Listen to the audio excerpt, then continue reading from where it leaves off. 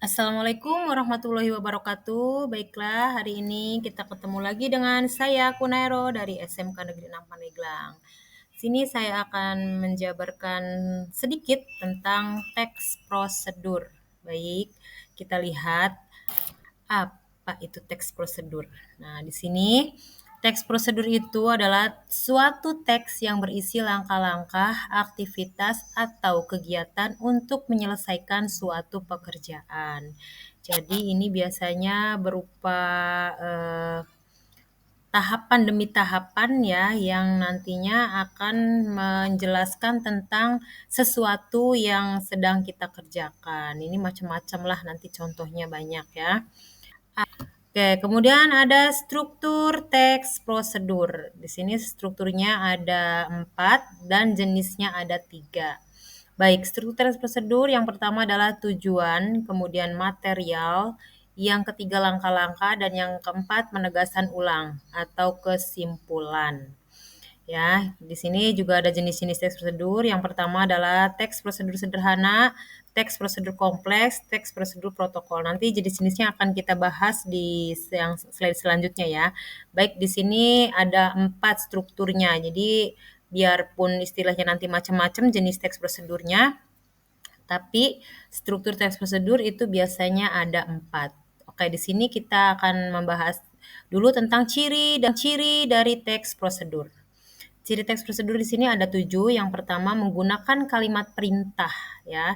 Biasanya kalimat perintah ini ada ditandai dengan adanya partikel ya. Ada kata yang ditambahkan partikel atau imbuhan. Contohnya kerjakanlah, pakailah. Nah, itu ya. Jadi ada partikel lah, kah atau kan di sana ya. Jadi ada kalimat perintah. Oke, kemudian terdapat paduan yang harus dilakukan. Jadi ada prosedur-prosedur yang memang menjelaskan. Itu adalah ciri dari teks prosedur. Kemudian yang 3 menggunakan kata kerja aktif. Nah, kalau kata kerja aktif sudah pasti yang sedang dilaksanakan ya. Gampanglah nanti ini kita mencirikannya seperti apa. Kemudian yang keempat, menggunakan konjungsi atau kata penghubung. Kata penghubung itu bisa dan atau dengan ya, yang itu bisa jadi kata penghubung. Kemudian yang kelima terdapat aturan dalam hal bahan atau kegiatan.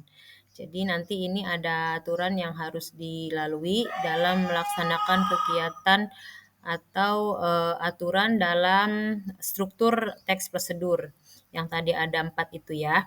Kemudian yang keenam menggunakan kata keterangan untuk menyatakan rincian waktu, tempat, dan cara. Jadi ini harus ada ya dalam strukturnya teks prosedur itu harus menggunakan kata keterangan, kemudian menyatakan rincian. Yang di rincian ini ada waktu, tempat, dan cara. Yang ketujuh, terdapat isi kegiatan yang dilakukan secara urut, jadi harus bertahap. Kalau misalnya yang namanya teks prosedur, misalnya contoh kita akan membuat mie goreng. Nah, urutan-urutannya gitu ya harus lengkap, harus tersusun. Jangan istilahnya masukkan mie baru masukkan air, tapi harus masukkan air dulu gitu kan baru mie gitu ya. Kalau misalnya kita merebus, beda lagi kalau misalnya minyak mie pop mie gitu ya. Kalau pop mie kan memang minyak sudah ada baru kita tuangkan air. Jadi harus seperti itu ya, tersusun. Baik, selanjutnya cirinya ada kaidah kebahasaan yang tadi sudah saya jelaskan sebenarnya, di mana ada partikel, ada konjungsi dan segala macamnya. Jadi di sini emang ada 3 yang terkait dengan kebahasaan di teks prosedur. Yang pertama teks prosedur sederhana ya, adalah teks yang hanya berisi 2 atau 3 langkah saja. Yang tadi itu kita sebutkan di awal, ada istilahnya yang kompleks dan yang lain yang di tadi struktur dan jenis-jenisnya ya. Jadi di sini adalah kaidahnya itu memang kalau misalnya dalam bentuk teks prosedur sederhana biasanya teksnya hanya berisi 2 atau 3 langkah saja. Nah, bagaimana kalau dengan teks prosedur kompleks?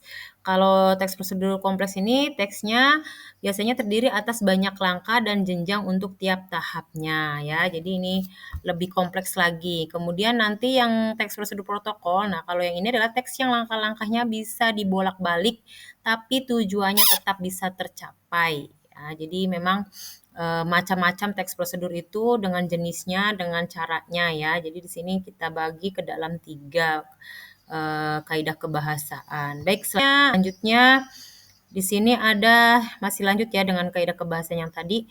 Di sini ada kalimat tuh yang tadi saya sebutkan, misalnya ada partikel, ada apa ya. Di sini contoh kalimatnya itu kalau misalnya kita menggunakan kalimat prosedur, maka kalimatnya harus imperatif ya. Kemudian ada deklaratif, ada juga kalimat interogatif. Kemudian ada konjungsi. Nah, tadi yang sudah saya sebutkan, konjungsi itu kata penghubung ya. Di sini ada konjungsi persyaratan, konjungsi temporal, kemudian ada verba material, ada verba tingkah laku, nurmelia adalah, nah kalau yang nurmelia ini adalah kata bilangan yang digubah untuk mengurutkan langkah-langkah. Tadi kata saya di awal kalau kita menggunakan teks prosedur itu harus berurutan ya, jangan seperti tadi misalnya, kalaupun misalnya bisa dibolak-balik bisa, tapi harus sesuai gitu, biar nanti langkah-langkahnya itu tersusun dengan baik dan nanti hasilnya itu benar gitu ya, itu.